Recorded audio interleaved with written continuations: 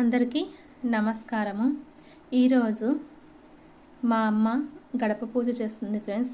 ఒకసారి చూద్దాము. ఈ గడప పూజ అనేది ప్రతి మంగళవారము శుక్రవారం చేయడం మన ఇంటికి చాలా మంచిది. మొదటగా వాటర్తో మొత్తం కడిగి పసుపులో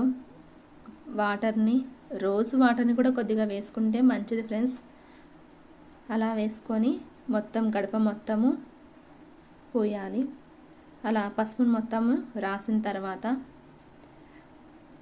బియ్యపు పిండితో ముగ్గును వేసి ఇలా కుంకుమ పసుపుతో అలంకరించుకోవాలి.